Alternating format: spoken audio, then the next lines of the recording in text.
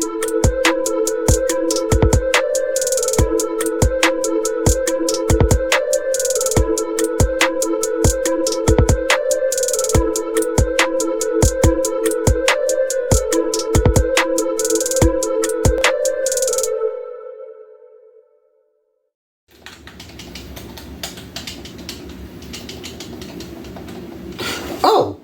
good morning, good afternoon, good evening, good night, good overnight.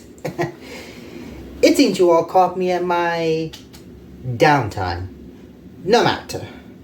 The name is Yamaneto, and I welcome you to another episode of Velez's Anecdotal Tales. Notice anything different? Well, in case if you didn't, I managed to fix the video quality that our phantom guest had ruined the last time that he was here. Speaking of which, in case if you all forgotten as well, the roof that he had broken the last time, he's still working on it. Anyway, well, game time over. Time for a new story. And boy, do I have a story to tell you all. A gaming treat. Pardon the lame joke. I'm a little bored. Anyway, down to business. Book. And now, story.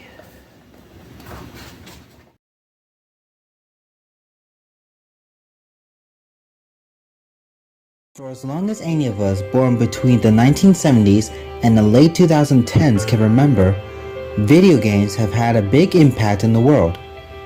Video game genres like action-adventure, fighting, shooter, platform, beat-em-ups, and so on all have an origin game that began for many more to be made. However, the big question that many gamers and non-gamers alike may not know the answer to is this. What was the first video game that started it all? The very answer to that very question is a game called Tennis for Two. Despite how non-interactive science seemed to be during those times, one man took the initiative to change that. His name was William Higginbotham. Yes, the same Higginbotham that worked in Los Alamos in the Weapons Physics Division where the atomic bomb was developed. It was believed by many people that technology had its limitations. However, Higginbotham proved otherwise, and he did so with his own kind of magic. He saw from a very different perspective how trajectories can be used for entertainment instead of the way the military would use them for the calculations of distance, air, resistance, and phenomenal movement. Using the analog computer and the audio-visual output, not only was Higginbotham able to create button control of hitting the tennis ball over the court in the game, but he was also able to create the audio sound as if it was real. His experience with technology gave him the ability to create the flow and the effects that a push button would create. By combining the X direction, X trigger, X and Y voltages, the movement of the ball became very much possible. After its completion, the next step became the waveforms, which demonstrated the movement of the ball during the game. Despite all the difficulties and challenges, this process was rather enjoyable, and even though the game was not a serious one, the very thing that inspired Higginbotham to create the game in the first place was the idea of entertaining his visitors during a science exhibit in the laboratory he worked in.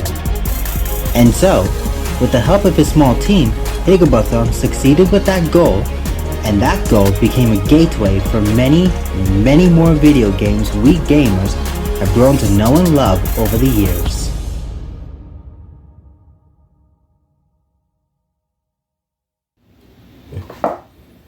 Now there's a man with many skills.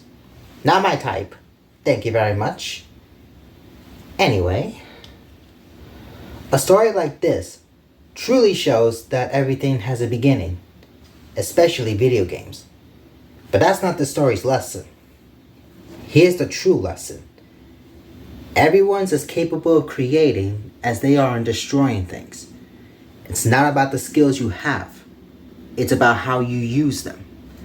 If Higginbotham was able to use his skills to create tennis for two, just like he did when he helped develop the first atomic bomb, there should be no reason at all that we cannot use our minds to create something, right? Something else to think about. For now, there's nothing more I can teach.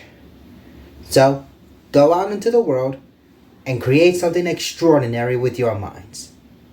And catch me on the next episode of Velez's Anecdotal Tales.